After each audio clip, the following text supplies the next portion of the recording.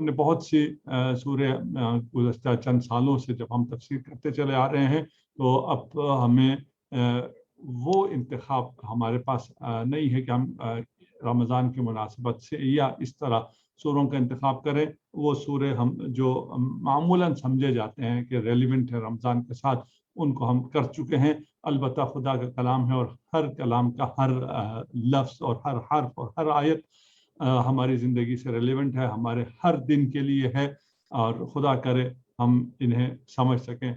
इस सूरे का नाम सूरह फतह इसलिए रखा गया कि इब्तिदा में ही इन्ना फतहना लका फतहम मुबीना है, और ये जो अजीम फतह नाजिल मिली है आप सल्लल्लाहु अलैहि वसल्लम को, और जिसे फतह मुबीन कहा गया है।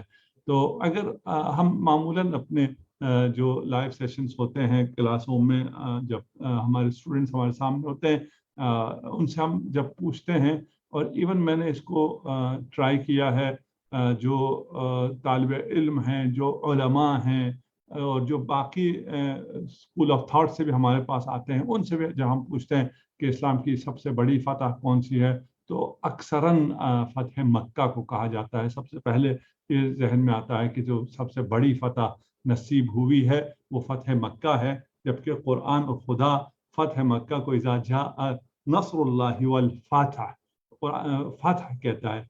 फतह मुबीन फतह मक्का नहीं है, बड़ी फतह और आश्कार फतह जो है वो सुलह हुदैबिया है। ये आयत सुलह हुदैबिया के सन 6 हिजरी में जब सुलह हुदैबिया के बाद वापसी का सफ़र था, उस वक्त ये आयत नाजिल हुई है, इसलिए इसे ये सूरत नाजिल हुई है, इसलिए इसे सूरह मदनी सूरा कहा जाता है, इसलिए कि ये हिजरत के बाद वाक़ हुई है और ख़ुद मदीना में नहीं हुई है। ये होने को हुदैबिया मक्का से ज़्यादा नज़दीक था, और इस फ़तह मुबीन सुलह को फ़तह कहा जा रहा है, बल्कि फ़तह मुबीन कहा जा रहा है, जबकि सतही सोच रखने वाले जो रिसालत में सल्लल्लाहु अलैहि वसल्लम के साथ भी थे, वो इसे शिकस्त समझ रहे थे, और खुदा की नज़र में ये फतह है, शिकस्त नहीं है, और न फ़कत फतह है बल्कि नुमाया फतह है, इसलिए कि सुलह के बाद अमन कायम होता है। अमन के क़याम के बाद उस फ़िज़ा में, अमन की फ़िज़ा में वो पैगाम जो हकीकत पर उस्तवार हो, इस्तिदलाल रखता हो, मंतिक रखता हो, सच्चाई रखता हो, वो फैलना शुरू कर देता है। उसे वो फ़ज़ा मुयस्सर आती है जिसमें वो दिलों को छू सकता है, वो दिलों को मुनक़लिब कर सकता है। अगर आशुफ्ता हो, अगर इज़्तिराब हो, अगर जंग हो, अगर जिदाल हो, अगर दुश्मनियाँ हो, अगर क़त्ल व क़िताल हो, तो फिर हक़ का पैगाम उस तरह आश्कार नहीं होता।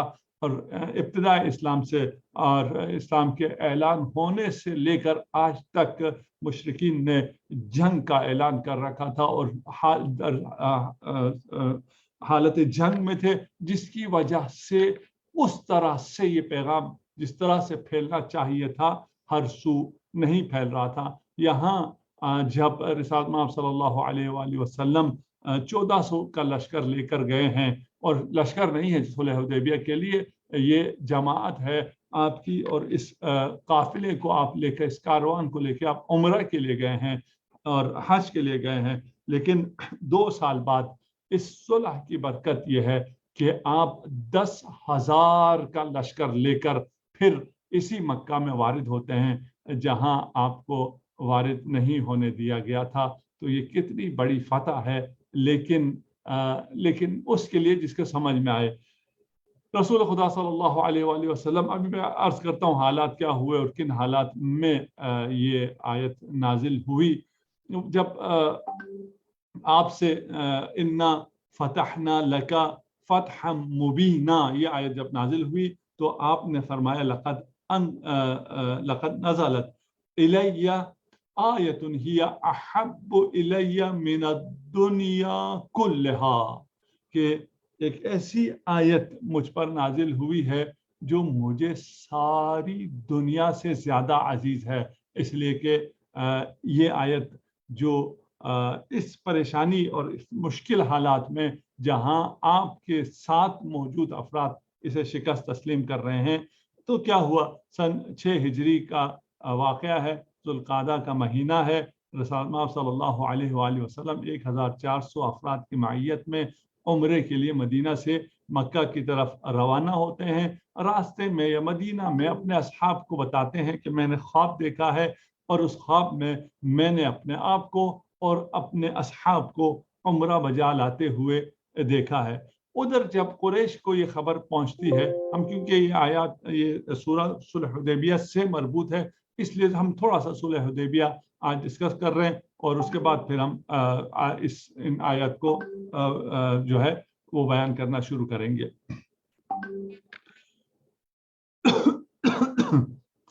اچھا، یہاں سے مسلمان چلے ہیں، وہاں قریش کو پریشانی شروع ہوئی ہے کہ یہ کیونکہ ذوالقعدہ میں آئے ہیں، حرمت کے مہینے میں آئے ہیں، حج سے روکنا بھی ان کے لیے ممکن نہیں ہے۔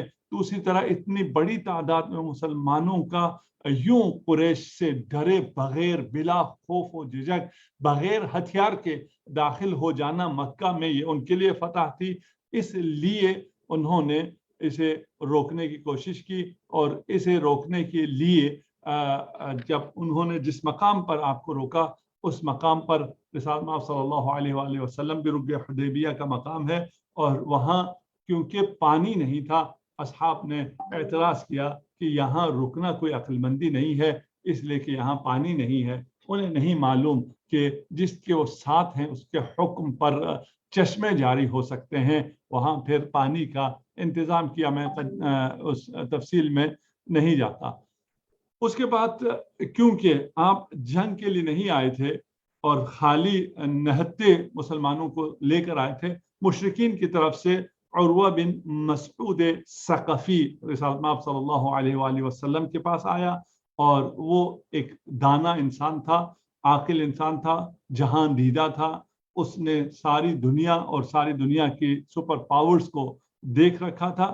اس نے جب آ کر دیکھا رسول اللہ صلی اللہ علیہ وآلہ وسلم کے گرد ایسے عاشق جمع ہیں کہ جب آپ وضو کے لیے تشریف لے جاتے ہیں تو آپ کے وضو کے پانی کو زمین پہ نہیں گرنے دیتے، وہ عقیدت سے انہیں اپنے ہاتھوں میں لیتے ہیں، اپنے چہرے پہ ملتے ہیں، اپنی آنکھوں پہ ملتے ہیں۔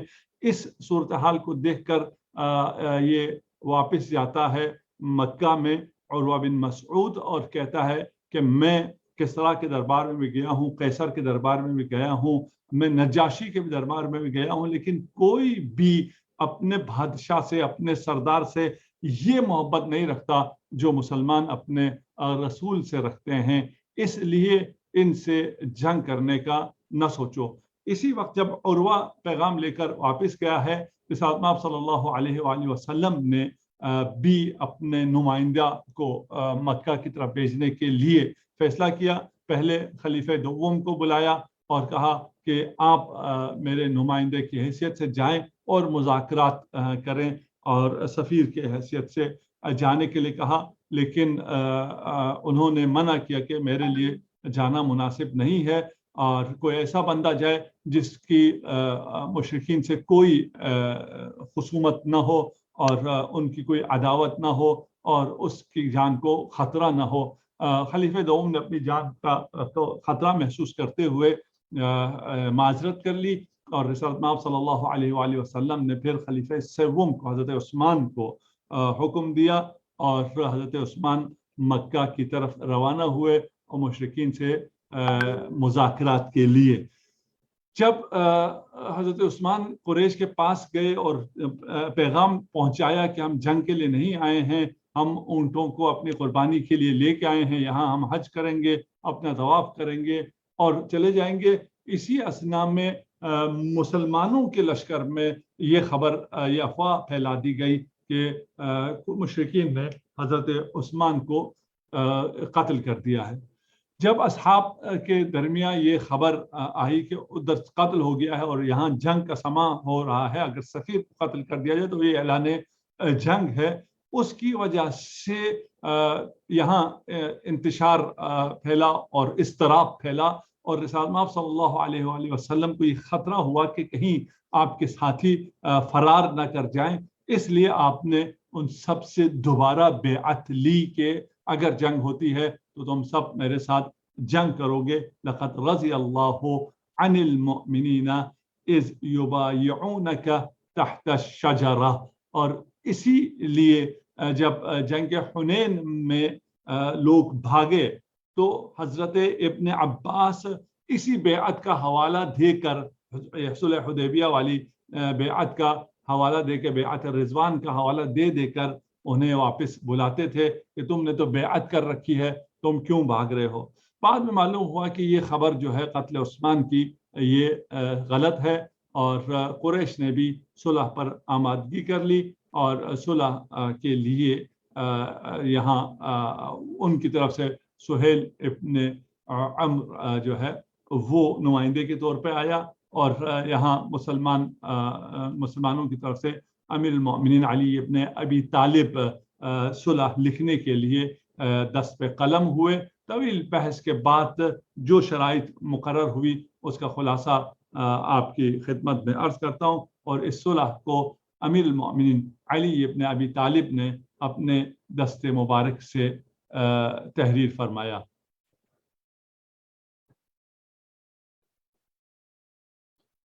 رسالت مآب صلی اللہ علیہ وآلہ وسلم نے فرمایا صلح حدیبیہ ہو رہی ہے اور یہ صلح حدیبیہ فتح مبین ہے. یہ ابھی انشاءاللہ ہم جب اس پہ آئیں گے کوشش کریں گے اسے سمجھنے کی کہ یہ کیوں کیسے فتح مبین ہے، صلح کیسے فتح ہے. تھوڑا سا میں نے آپ کی خدمت میں عرض کر بھی دیا ہے. رسالت مآب نے فرمایا کہ لکھو بسم اللہ الرحمن الرحیم. قریش کا نمائندہ سہیل کہتا ہے کہ ہم اس کو نہیں جانتے، بسم اللہ الرحمن الرحیم یہ عبارت ہم نہیں مانتے، ہم کہتے ہیں لکھو بسمک اللہم. رسالت مآب نے کہا ٹھیک ہے بسمک اللہم لکھو. اس کے بعد رسالت مآب نے امیر المومنین علی بن ابی طالب سے فرمایا لکھو یہ وہ صلح نامہ ہے جو محمد رسول اللہ صلی اللہ علیہ وآلہ وسلم. تو سہیل نے یہاں پر بھی اعتراض کیا کہ اگر ہم آپ کو رسول مانتے اللہ کا تو آپ سے جنگ ہی نہ کرتے، آپ رسول اللہ کا لفظ یہاں سے مٹا دیجئے. رسول خدا نے امیر المومنین سے کہا کہ اس لفظ کو مٹا دو. امیر المومنین نے کہا یہ کام تو میں نہیں کر سکتا، یہ جسارت مجھ سے ممکن نہیں ہے. رسول خدا نے خود وہ کاغذ لیا، صلح نامہ لیا، وہاں سے رسول اللہ کا لفظ مٹایا اور فرمایا کہ ایسا یا علی آپ کے ساتھ بھی اسی قسم کا واقعہ پیش آنے والا ہے. اللہ اکبر.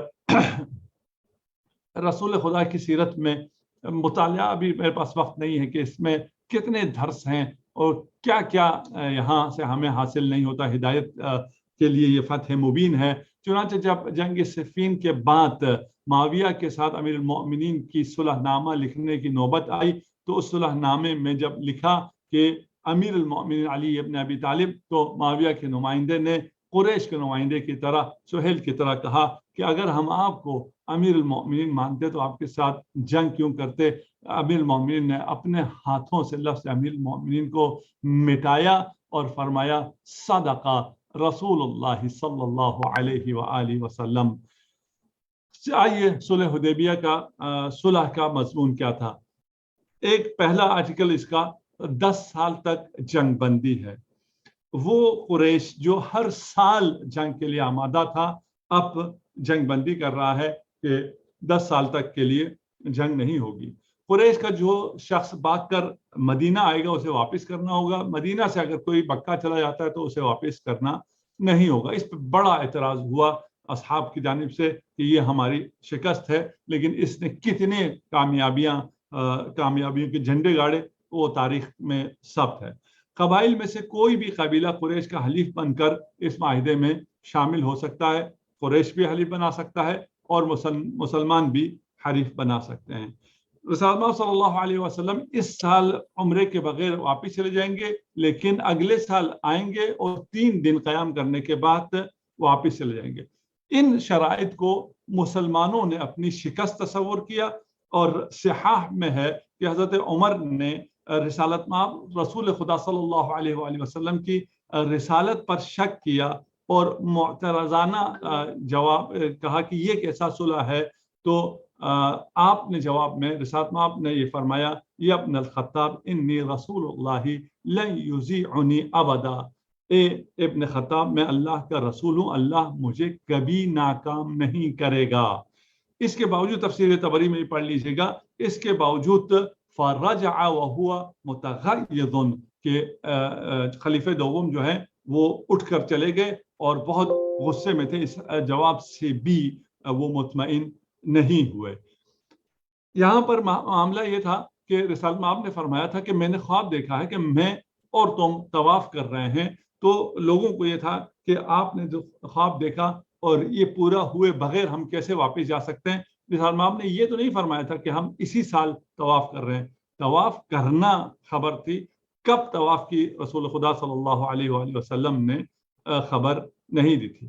اس کے بعد جب صلح ہو جاتی ہے تو جو قربانی لے کر آئے تھے اس قربانی کو حج کے بعد، عمرے کے بعد، طواف کے بعد، سعی کے بعد، سب جانتے ہیں احکام کو، وہاں جا کر قربانی کرنی تھی۔ رسول اللہ صلی اللہ علیہ وآلہ وسلم نے کہا کہ احرام سے نکل آؤ، یہیں قربانی کرو اور واپس چلو، لیکن اصحاب نے اس حکم پر بھی عمل نہیں کیا اور انہیں یہ انتہائی ناگوار گزرا۔ اس کے بعد رسول خدا بہت ناراض ہوئے، اور صحیح مسلم کی روایت ہے کہ رسول خدا صلی اللہ علیہ وآلہ وسلم اپنی زوجات میں سے ایک زوجہ کے خیمے میں انتہائی غضبناک حالت میں داخل ہوئے۔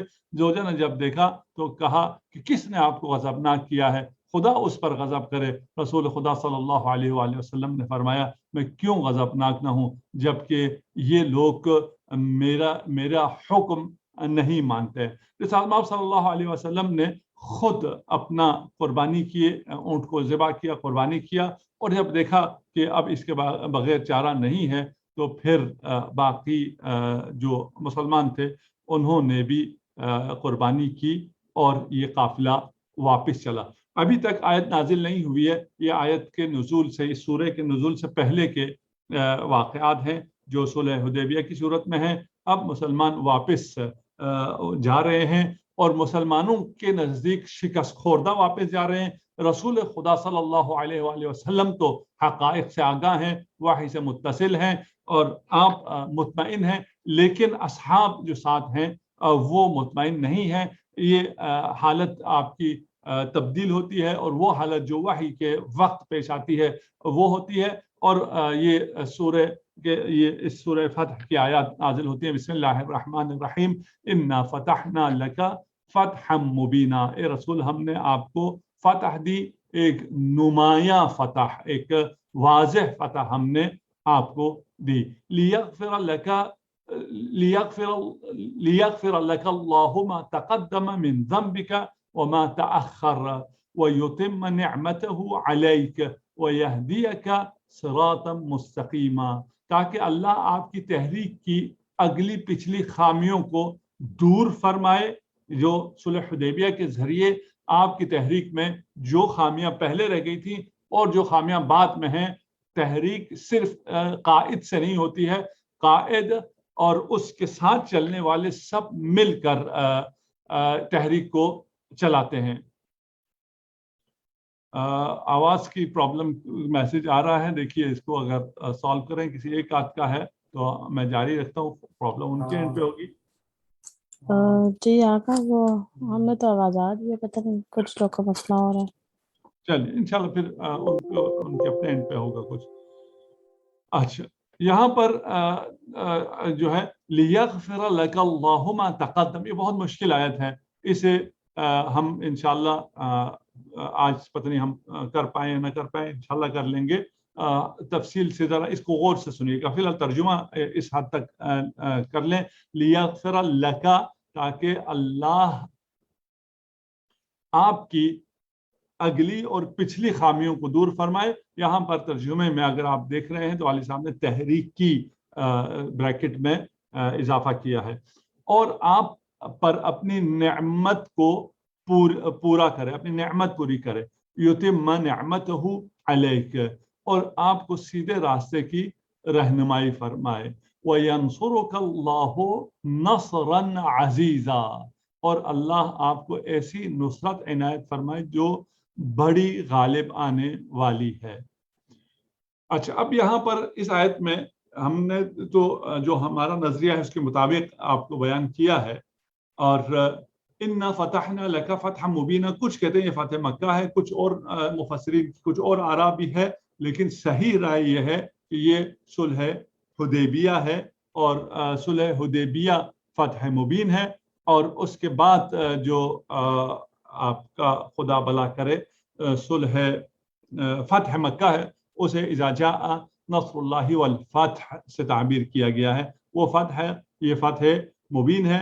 اس فتح مبین میں جیسے ہم نے پہلے کہا 10 سالہ جنگ بندی کی وجہ سے اسلام کو پھیلنے کا ایسا موقع ملا کہ اسلام نے تمام عالم کو، اس وقت کے عالم کو اور خود مکہ کو بہت آسانی سے فتح کیا. اس فتح کی بنیاد یہ فتح مبین ہے. اسلام لڑائی اور جنگ سے نہیں پھیلا ہے، اسلام صلح اور آشتی اور امن سے پھیلا ہے. آج کے لیے بھی یہی ہے کہ اگر آپ کسی چیز کو دیکھتے ہیں تو وہاں وائلنس اسلام کا پیغام نہیں ہے، تشدد اسلام نہیں ہے، دہشت گردی اسلام نہیں ہے. آپ ہمارے اس معاشرے میں اسلام کو اور رسالت مآب کو بدنام کرنے کے لیے رسالت مآب کے نام پر دہشت گردی کی جاتی ہے، تشدد کیا جاتا ہے. یہ ہرگز اسلام کا پیغام نہیں ہے. اسلام امن و آشتی کی صورت میں پھیلتا ہے. حق ہمیشہ امن و آشتی کی صورت میں پھیلتا ہے. جو حق نہیں ہوتا ہے، باطل ہوتا ہے، وہ ہمیشہ ظلم اور دہشت اور جنگ کی فضا چاہتا ہے. یہاں پر مسلمانوں نے جب صلح کیا، صلح کے نتیجے میں جو مسلمانوں کا سب سے بڑا دشمن تھا اور وہ تسلیم نہیں کر رہا تھا، یہ در حقیقت اسلامی ریاست کو مشرکین نے، قریش نے تسلیم کر لیا تھا کہ یہ ایک ریاست ہے. اور اس اسلامی ریاست کے وجود کا اعتراف کی وجہ سے پھر باقی لوگوں سے رابطہ ممکن ہو سکا اسلامی ریاست کا. اور اس کے ذیلی فوائد یہ حاصل ہوئے کہ رسالت مآب صلی اللہ علیہ وسلم اس محاذ سے، جس محاذ سے سب سے زیادہ جنگیں ہوئی تھی، وہاں سے مطمئن ہونے کے بعد باقی محاذ پر متوجہ ہوئے. اور اس صلح حدیبیہ کے 3 ماہ بعد فتح خیبر نصیب ہوتا ہے. اور یہود کے علاقے جن کی سازشوں کی وجہ سے یہ سارے جو پہلے بھی جنگ چل رہے تھے، قریش کو یہ فیسلیٹیٹر تھے، سہولت کار تھے. اور جو منافقین مدینہ میں موجود تھے، اصحاب کے درمیان جو منافقین تھے، اور ان منافقین کو بھی چلانے والے یہ یہود تھے. ان کے شکست سے خیبر میں امیر المؤمنین کے ہاتھوں جب یہود وہاں پر شکست سے دوچار ہوئے ہیں تو اسلام کو بہت بڑی کامیابی اس صورت میں ملی ہے. اسلام کا پیغام پھیلنا شروع ہوا، امن کی وجہ سے باقی وفود آنا شروع ہوئے، آپ کی طرف سے وفود باقی جگہوں پہ جانا شروع ہوئے. اسی لیے جیسے ہم نے پہلے عرض کیا کہ 1400 کا لشکر 10,000 کی تعداد اختیار کر جاتا ہے. اور پھر اس کے بعد مسلمانوں کو عمرہ اور بیت اللہ کی زیارت کا حق مل جاتا ہے. یعنی مشرکین اسلام کو ایک رسمی مذہب تسلیم کر لیتے ہیں. ان سب میں بہت گنجائش ہے گفتگو کی، لیکن میں آپ کے اس پر بھروسہ کر رہا ہوں. اور اس کا آگے کیا مطلب ہے، اور آج کل کی دنیا میں اس کو ذرا دیکھتے چلے جائیے کہ کہاں اگر کسی کو تسلیم کیا جاتا ہے تو کیا فائدہ ہوتا ہے، امن اگر ملتا ہے تو کیا فائدہ ہوتا ہے. اس جنگ بندی کی وجہ سے اسلامی قوانین کے نفاذ، اسلامی معاشرے کے قیام، اسلامی تہذیب و تمدن کی بنیادیں مستحکم کرنے کا موقع میسر آیا. ریاست مدینہ میں جنگ کی حالت ختم ہوئی، اضطراب کی حالت ختم ہوئی، اور ان جہاد پر توجہ کا موقع آ گیا. اور جیسے پہلے کہا کہ اس صلح سے منافقین کی کمر ٹوٹ گئی. کیسے ٹوٹی، کیا ہوا، منافق کون تھے، کیسے تھے، ان کی پشت پناہی پہ کون کون تھے، ایک طویل داستان ہے. اسے ہم نے مختلف اوقات میں بیان کیا ہے. ابھی آج ہم اس کو اس سے زیادہ بیان نہیں کرتے. اچھا، یہ جو فتح آشکار ہے، یہ جو فتح مبین ہے، اس کے اثرات کیا ہیں؟ لیغفر لک اللہ ما تقدم من ذنبک وما تأخر. اس کی وجہ سے آپ کی خطائیں ساری، اگلی پچھلی آپ کی تحریک کی جو خطائیں ہیں وہ ساری دور ہو گئی، یعنی آپ کی تحریک انتہائی مضبوط ہو گئی ہے. ایک دوسرا اثر یہ ہے وَيُتِمَّ نِعْمَتُهُ عَلَيْكَ، اس سے نعمت پہ آپ پر تمام ہو رہی ہے. تیسرا کیا ہے وَيَهْدِيَكَ صِرَاطًا مُسْتَقِيمًا، اس فتح کی برکات میں سے یہ ہے کہ آپ کو صراط مستقیم کی ہدایت مل گئی ہے. اور چوتھی برکت کیا ہے؟ ینصرک نصرا عزیزا، خدا آپ کا حامی و ناصر ہوگا اور آپ مضبوط ہوں گے۔ یہاں ہم ابھی رمضان میں داخل ہو رہے ہیں، اور رمضان میں جب ہم داخل ہو رہے ہیں، ان اثرات سے، ان 4 چیزوں سے ہمیں بھی یہ درس ملتا ہے کہ اگر کوئی بڑی فتح ملتی ہے، اور ہماری زندگی میں ہم جیسے حقیر لوگوں کے لیے یہ بڑی فتح ہے کہ ہمیں رمضان مل گیا ہے، واللہ میں اس احساس کو منتقل نہیں کر سکتا۔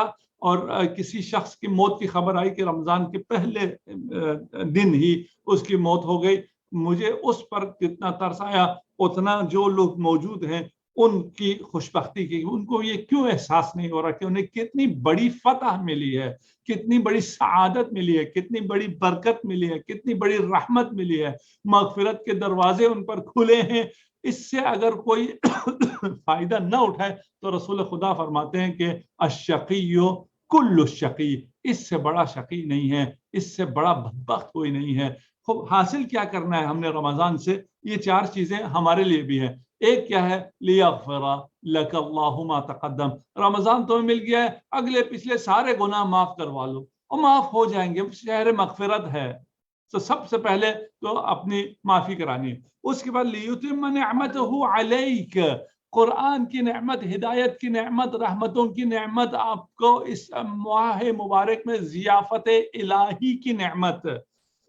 اللہ اکبر، کتنی خوبصورت نعمت ہے وہ پروردگار جو بے نیاز ہے اور اسے نیاز پسند ہے، اور وہ خود مقام ناز پر ہے۔ جب آپ کو مہمان کرتا ہے، خود میزبان ہو جاتا ہے، تو آپ مقام ناز پر آ جاتے ہیں۔ افطار کے وقت خدا سے ناز کرو، خدا کی نعمت تم پر پوری ہوئی ہے، تم اللہ کے مہمان ہو، مہمان تو ناز کرتا ہے۔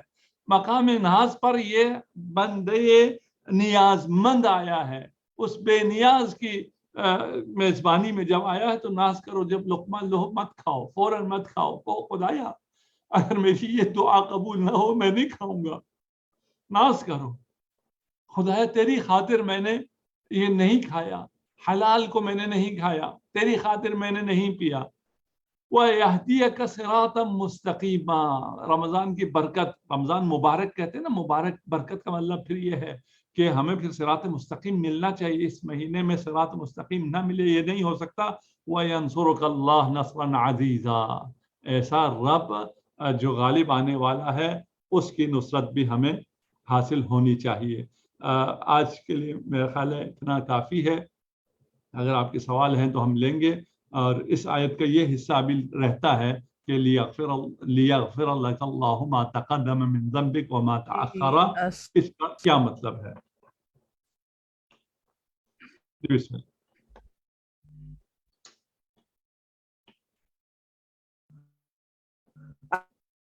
السلام علیکم۔ وعلیکم السلام ورحمۃ اللہ وبرکاتہ۔ آپ کو آواز آ رہی ہے؟ کیا رہی تھوڑی سی آواز ڈسٹرب ہے، لیکن آپ سوال کر لیجیے، شاید سمجھ جی میں آپ کو آواز آ رہی ہے سر؟ آواز ہے جی سر جی، ہاں تفسیر جو ہے نا، میں سیکنڈ آیت کو بہت زیادہ کوٹ کیا جاتا ہے کہ آپ نے یہاں پر ایک لفظ لکھا، تحریک کی اگلی، اور پھر جی آپ کی آواز نہیں آ رہی ہے۔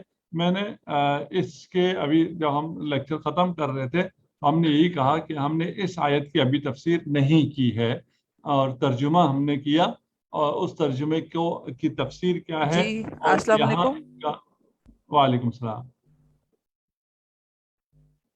سر، میں سوال کر رہی تھی کہ آپ نے کوئی اور سوال لے لیا؟ نہیں، آپ کے سوال کو ہی جواب دے رہا تھا۔ میں آپ کی ابھی آواز کوشچن کر رہی تھی کہ ڈسکنیکٹ ہو گیا۔ کوشچن یہ تھا سر جی کہ آیت نمبر 2 جو ہے نا، اس کے بارے میں بہت زیادہ تذکرہ ملتا ہے مفتی تفاسیر میں۔ یہاں ایک لفظ آپ نے ایڈ کیا ہوا ہے، تحریک کی، حالانکہ اگر ڈائریکٹ لفظی ترجمہ کیا جائے تو اگلی پچھلی خامیاں، اللہ نہ کرے وہ ذنب کا لفظ جو ہے نا وہ مختلف تو یہ مجھے کلیئرلی بتائیں کہ تحریک کی جو لفظ ہے وہ تشریح والی اس میں ایڈ کرتے ہیں یا کیا وجہ ہے کہ آپ اسے صرف صلح حدیبیہ تک ہی لمیٹڈ رکھتے ہیں؟ ایک بات تو ہمیں سمجھ آتی ہیں کہ لشکر میں موجود کچھ لوگوں نے کی ہیں، یہ اگلی خامیوں سے کیا؟ جی میں نے عرض کیا کہ ہم نے اس لیکچر میں ابھی یہ کہا ہے کہ لیغفر لک لک اللہ ما تقدم من ذنبک وما تأخر، اس کا بھی ہم نے تفسیر بیان نہیں کی ہے. یہاں اس کا ہم نے ترجمہ بیان کیا تھا، اور ترجمے میں ہی ہم نے کہا تھا کہ وہ بریکٹ میں ہے. اس بریکٹ کو کیوں رکھا گیا اس ترجمے میں، اس کو بھی ہم بیان کریں گے. اس پہ جو اختلاف ہے وہ سارا تو ہم بیان نہیں کریں گے، کچھ اس میں سے وہ بھی بیان کریں گے جو مختلف مفسرین کی رائے ہے. ابھی کیونکہ ہم نے اس آیت کو بیان کرنا شروع نہیں کیا، اس لیے اگر ہم شروع کریں گے تو کیونکہ تفصیل ہے، اس کو ہم کل انشاءاللہ تفصیل سے اس آیت کو بیان کریں گے. پھر اس میں ساری جواب آ جائے گا کہ یہ ترجمہ کیا ہے اور ہمارا عقیدہ کیا ہے، اور اس کے ہمارے پاس اس پہ دلائل کیا ہے. اور سر جی اس میں ایک پوائنٹ اور کہ اگلی لفظ جو اگلی نا اگلی خامیاں، اس کو ضرور ہائی لائٹ کیجیے گا کہ ہمیں پچھلی خامیاں تو ہمارے سامنے ہوتی ہیں، اگلی سے کیا مراد ہے، تو اس پوائنٹ کو ضرور انشاءاللہ کل ہائی لائٹ کل کیجیے گا. انشاءاللہ کل جب اس پہ تفسیر ہوگی تو انشاءاللہ.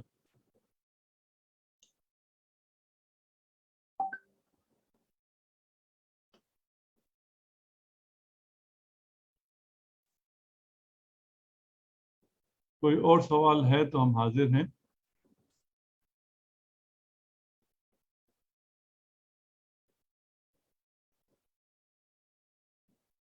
جو لوگ ہمارے ساتھ اس ماہ مبارک میں جڑے ہیں ان کی خدمت میں یہ عرض ہے کہ ہم تقریباً 45 منٹس کی تفسیر کرتے ہیں. باقی 15 منٹ جو ہیں وہ کویشچن آنسر کے لیے ہیں، اگر کویشچن ہوں تو. آج البتہ کیونکہ ہم تفسیر نہیں کر سکے، ہم پس منظر میں رہے ہیں اور انتہائی اہم پس منظر تھا، اس وجہ سے ہم نے شان نزول میں وقت لگا. ہو سکتا ہے اس وجہ سے آپ کے پاس بھی سوال نہ ہو. ہم خدا کی بارگاہ میں دعا کرتے ہیں کہ ہمیں اس ماہ مبارک قرآن پر عمل کرنے کی توفیق عنایت فرمائے، قرآن کو پڑھنے کی توفیق عنایت فرمائے، ہمیں قاریان قرآن میں قرار دے، ہمیں قرآن کو سمجھنے والوں میں قرار دے، ہمیں قرآن کی صحیح سمجھ عنایت فرمائے. ہم صدق کے دل سے کہتے ہیں، ہم کسی بھی نظریے، کسی بھی مکتب، کسی کی نہیں، ہم صرف اور صرف قرآن کو قرآن سے سمجھنا چاہتے ہیں، اہل بیت سے سمجھنا چاہتے ہیں. ہمارا یہ مسلک ہے، اس پہ ہمیں فخر بھی ہے، اور یہ قرآن اور رسول کا حکم بھی ہے کہ قرآن و اطرت سے تمسک کرو. اس کے علاوہ کی کوئی ہمیں کوئی نہ تعصب ہے اور نہ یعنی دعا ہے ہمیں کہ نہ ہو، ہم سب کو کوئی اور چیز ہمارے پیش نظر نہ ہو، اور ہمارے پیش نظر قرآن کو امام بنانا ہو، قرآن جو ہدایت دے اس ہدایت کو لینا ہو. خدا ہمیں اس ماہ مبارک صراط مستقیم عنایت فرمائے، ہمیں ہدایت عنایت فرمائے، ہمیں نجات عنایت فرمائے، ہمیں مغفرت عنایت فرمائے. اس مہینے میں جہاں ہمارا سونا عبادت ہے، جہاں ہماری سانسیں تسبیح ہیں، جہاں عبادت کا 70 گنا ثواب ہے، جہاں جس مہینے میں شب قدر ہے، جس مہینے میں زندگی مل رہی ہے، جس مہینے میں ہمیں ضیافت الہی مل رہی ہے، اس ضیافت میں ہمیں اس اہل بنا کہ ہم اس مہمانی میں شریک ہو سکیں اور ہم خدا کے مہمان ہو سکیں. انشاءاللہ کل 10 بجے پاکستان ٹائم کے مطابق کوشش کریں گے ٹائم پہ ہم شروع کریں اور آخر میں آپ کے سوال لیں. السلام علیکم ورحمۃ اللہ وبرکاتہ. السلام علیکم. آغا مجھے یہ پوچھنا تھا کہ آپ کی جو ڈاؤن لوڈ ہوتی ہے تفاسیر یا جو یہ ہم ڈیلی کا لیکچر ہے، تو میں اگر مس ہو جائے تو میں کہاں پہ آپ کا سن سکتی ہوں یا دیکھ سکتی ہوں؟ یہ ابھی میرا خیال فیس بک پر بھی رہتا ہے، اس پہ تو لائیو ہوتا ہے اور وہ باقی بھی رہتا ہے. یوٹیوب پر عارف بہتر بتائیں گے کہ وہ کب اپلوڈ کرتے ہیں. وہاں پہ باقی گزشتہ جتنی بھی ہیں پچھلے سالوں کی بھی وہ ساری پلے لسٹ کے ساتھ موجود ہے، یوٹیوب پر بھی موجود ہے. اور آپ کو لنک میرا خیال ہے بھجوا دیں گے, اگر ابھی سن رہے ہیں ہماری ٹیم میں سے, وہ آپ کو اس کا لنک بھجوا دیں گے. جی السلام علیکم آغا. بسم اللہ. السلام علیکم. وعلیکم السلام. آغا مجھے یہ پوچھنا تھا کہ رجسٹرڈ کے لیے ایک نمبر دیا گیا ہے, اس کا کیا مقصد ہے؟ یہ پھر ایڈمنس میں اگر کوئی ہے وہ جواب دے. جی السلام علیکم. پہلا کوشچن جو آیا تھا کہ وہ یہ لیکچرز کہاں اپلوڈ ہو رہے ہیں. فیس بک پہ اسی ٹائم پہ یہ لیکچر جو ہے لائیو جا رہا ہے, وہاں پہ محفوظ رہتا ہے. کچھ ہی دیر بعد یہ یوٹیوب پہ بھی اپلوڈ ہو جاتا ہے. تو تمام لیکچرز فیس بک پہ بھی موجود رہیں گے اور یوٹیوب پہ بھی ہیں. اور جو سیکنڈ چیز ہے, رجسٹریشن کے لیے جو نمبر ہم نے مینشن کیا ہوا ہے, اس کا مقصد یہ ہے کہ جب کلاس جوائن ہونے لگتی ہے, ہم آن لائن آنے لگتے ہیں, تو ہم تمام ممبرس کو بتا دیتے ہیں کہ ہم اتنی دیر میں آن لائن آ رہے ہیں. ان کیس کبھی کوئی پرابلم ہو جاتی ہے, کوئی ٹیکنیکل ایشوز ہو جاتے ہیں, تب بھی ہم لوگ آپ لوگوں کو انفارم کر دیتے ہیں کہ کلاس 5 منٹ میں 10 منٹ میں شروع ہو رہی ہے. بیسیکلی آپ تمام لوگوں سے کمیونیکیٹ کرنے کا مقصد ہے. اور پھر سیکنڈلی پھر اس لیکچرز کے بعد ہم لوگوں نے آپ لوگوں کے لیے کچھ انعامات اناؤنس کیے ہیں.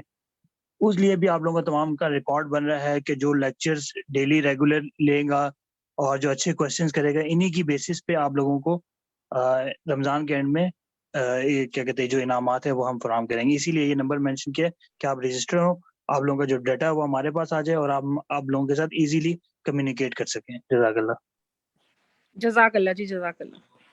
عارف بھائی, مجھے یہ بس یہ کنفرم کرنا ہے کہ یوٹیوب پہ یہ 2022 کی یہ جو ہیں جتنی بھی ریکارڈنگ, یہ کتنے آورس کے بعد آپ ڈاؤن لوڈ کرتے ہیں, تاکہ اگر کسی کی مس ہو تو وہاں سے میں سن سکوں نا. جی فیس بک پہ تو یہ ابھی جیسے آپ کلاس اینڈ کریں گے وہاں پہ یہ موجود ہوگا, اور یوٹیوب پہ آپ ود ان 1 hour چیک کر لیجیے گا, وہاں پہ بھی موجود ہو جائے گا. اگر آپ اس جو نمبر ہے اس پہ رجسٹرڈ ہو جائیں گے, تو جو لنک ہوگا, جو بھی تفسیر کا لنک ہوگا, وہ آپ کو میں واٹس ایپ کر دوں گا. وہ آپ کے لیے زیادہ یوزفل اور ایزی ہو جائے گا. جی میں جی اپنے ٹھیک ہے, گروپ میں نا, تھینک جو یو. میرے 2 گروپس ہیں نا, میرے جو 2 گروپس ہیں اس میں میں یہ پوری پلے لسٹ کا لنک شیئر کر دوں گی انشاءاللہ گائے بگائے. ٹھیک ہے جی, تھینک یو. جزاک اللہ. جی جزاک اللہ. احسنتم, جزاکم اللہ, بہت شکریہ. فی امان اللہ. جزاک اللہ, مولا سلامت رکھیں آپ کو. آگا ہماری دعائیں آپ کے ساتھ ہیں, ہم آپ سے مستفید ہو جائیں, اور ہماری کیا اوقات اتنے اچھے لیکچر سننے کی, بس یہ رمضان کی برکتوں سے ہوا. بہت شکریہ, بہت شکریہ. اللہ تعالیٰ آپ کو صحت, تندرستی اور لمبی زندگی عطا کرے. الہی آمین. سلامت ہے, الہی آمین. سلامت ہے. خدا.